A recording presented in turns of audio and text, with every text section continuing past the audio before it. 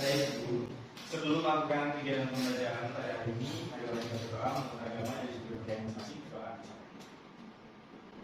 Berdoa ya. Terima kasih untuk Mas Bayu. Saya ingin bertanya, apakah hari ini ada teman-teman yang tidak masuk? Ada Bu. Siapa? Rara sakit. Rara sakit ya? Sakit apa ya? Nggak tahu. Nggak tahu. Oke. Kita doakan cepat sehat ya. Amin. Ingin mereview sebentar terkait dengan ingat atau tidak sih anak-anak ini terkait dengan materi pembelajaran pada minggu lalu? Lupa. Ada yang ingat? Siapa yang ingat? Saya. Silakan Mbak Diva. Minggu lalu itu kan belajar mengenai ekonomi kreatif ya. Jadi ekonomi kreatif itu adalah segala kegiatan ekonomi yang mana diutamakannya itu menggunakan gagasan kreatif. Jadinya itu SDM itu sebagai faktor produksi yang paling utama. Baik, terima kasih atas pendapatnya Mbak Diva. Beri tepuk tangan. Jadi pendapat dari anak-anak semuanya benar ya, bahwa ekonomi kreatif ini merupakan suatu kegiatan ekonomi yang menekankan pada kreativitas dari sumber daya manusianya, seperti itu ya. Jadi untuk hari ini kita akan belajar apa ya kira-kira? Ada yang tahu? Saya dulu. Silakan Mbak Devi. Kita hari ini akan belajar tentang potensi ekonomi kreatif. Potensi ekonomi kreatif. Nah, kita akan masuk pada materi pembelajaran potensi ekonomi kreatif. Namun sebelum itu, ada yang ingin membantu Ibu untuk membacakan tujuan pembelajaran pada hari ini? Silakan Mbak Devi. Baik, jadi tujuan pembelajaran hari ini yang pertama, peserta didik mampu mengidentifikasi potensi industri kreatif berdasarkan wilayah Indonesia dengan tepat setelah mendapatkan pemaparan materi dari guru. Yang kedua, peserta didik mampu menganalisis solusi permasalahan. Terima kasih untuk Mbak Devi sudah membantu saya membacakan tujuan pembelajaran pada hari ini. Jadi anak-anak, kenapa kita harus tahu tentang potensi ekonomi kreatif di Indonesia? Apa sih gunanya potensi ekonomi kreatif itu di Indonesia bagi kita? Seperti apa? Oke, jadi seperti yang kita ketahui bersama bahwa Indonesia ini memiliki kekayaan alam yang melimpah ruah. Dan kekayaan yang melimpah ruah tersebut ternyata menjadi salah satu potensi yang cukup menjanjikan di negara Indonesia. Apalagi hal tersebut didukung dengan kemampuan dari sumber daya manusia yang mendukung dan juga mumpuni. Bukan tidak mungkin juga bahwa dari sumber kreativitas dari manusia itu dapat menghasilkan suatu produk. Dan apabila suatu produk tersebut ternyata dapat dikelola dengan baik, kemudian dapat dikolaborasikan dengan teknologi, hal itu tidak menutup kemungkinan juga kita orang Indonesia akan dapat mendapatkan penghasilan dari segi potensi sumber daya Indonesia seperti itu. Dari sini jelas?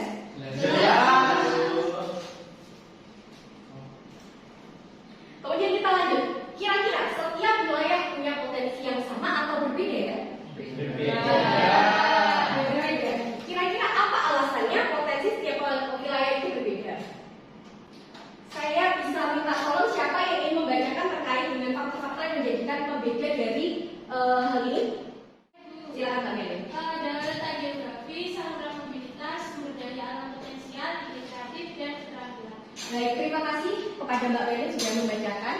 Jadi seperti kita ketahui bersama, letak geografis Indonesia mengakibatkan Indonesia berada pada dua samudra dan dua benua. Dan hal itu juga memungkinkan Indonesia akhirnya terdiri dari beberapa wilayah seperti ada yang kita sebut dataran rendah, dataran tinggi, kemudian pegunungan dan sebagainya.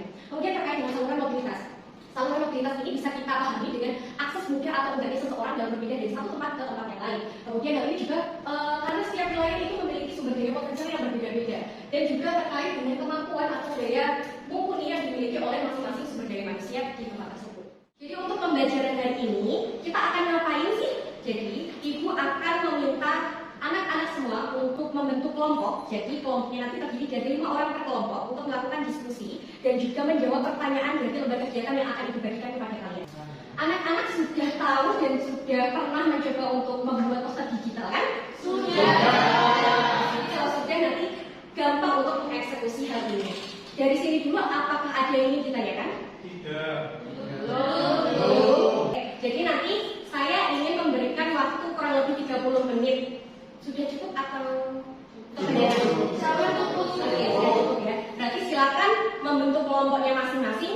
Kemudian silakan keluarkan HP-nya untuk mengerjakan di poster dan juga suara kan.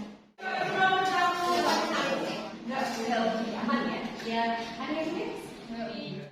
Anak-anak perhatikan waktunya ya. Waktunya kurang 10 menit lagi. Iya, Bu. Perhatikan anak-anak, silakan perhatikan di depan dulu, perhatikan saya karena waktunya sudah habis. Berarti sekarang giliran siapa yang mau maju ke depan terlebih dahulu? Kelompok siapa kira-kira? Saya. Ya, silakan. Baik, terima kasih Bu waktunya. Jadi ini hasil diskusi dari kelompok kami terkait analisis permasalahan ekonomi kreatif. Ini kami tentu di NET. Jadi permasalahan yang ada di KPI yang diberikan tadi itu permasalahannya di kaitan itu belum dapat terpatahkan dengan baik. Nah, dari kelompok kami berdiskusi memberikan beberapa solusi. Salah satunya itu ada mengikuti pameran. Jadi dengan mengikuti pameran, ekonomi kreatif ini nanti dapat mengenalkan kontribusinya sehingga dapat dikenal secara luas. Sudah. Silakan kembali ke tempat dan kita beri tepuk tangan. Nah, dari kelompok lain yang masih belum maju seperti Mas Johan, apakah ada tanggapan untuk mengkritik atau memberikan saran terkait dengan apa yang sudah dilakukan, yang sudah disampaikan oleh kelompoknya Mas Johan? Silakan dari kelompoknya Mbak Dewi. Background posternya mungkin sedikit kurang menarik karena kan bedanya tidak harus. Saya itu untuk solusinya kurang bisa dibaca. Baik, apakah dari kelompoknya Mas Johan bisa menerima saran dari kelompoknya Mbak Dewi? Bisa. Dari anak-anak sekalian, tadi kita sudah melihat semua penampilan presentasi dari perwakilan-perwakilan kelompok yang sudah maju di depan kelas. Sekali lagi kita berikan tepuk tangan dari anak-anak. Dari banyaknya kelompok yang sudah maju di depan tadi, kira-kira apa sih kesimpulan yang bisa didapat? Ada yang berpendapat? Saya dulu. Silakan Mbak Devi. Jadi berdasarkan apa yang telah dilakukan teman-teman tadi, itu pada intinya para UMKM ekonomi kreatif itu masih kesulitan dalam hal promosi. Jadi untuk promosi atau brandingnya itu bisa lebih ditekankan lagi agar menarik minat para target pasar. Masih atas pendapatnya Mbak Devi, kita berikan tepuk tangan. Kira-kira dari 1 jam mata pelajaran IPS pada hari ini, apa saja sih yang anak-anak sudah dapat dari awal Ibu masuk dari sini sampai pada saat ini? Ada yang berpendapat? Saya Bu. Silakan Mas Syakir.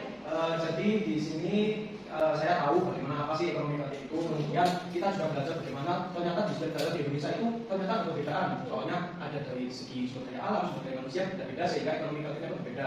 Dan juga saya sudah tahu bagaimana kalau misalkan pada saat ini, kondisi saat ini generasi muda itu bisa mengembangkan dengan baik ekonomi kreatifnya sehingga harus bisa memiliki sebuah promosi yang baik seperti proses digital ini supaya ekonomi kreatif di setiap daerah itu bisa berkembang dengan baik. Itu Bu. Baik, terima kasih atas Mas Suryo. Kita berikan tepuk tangan.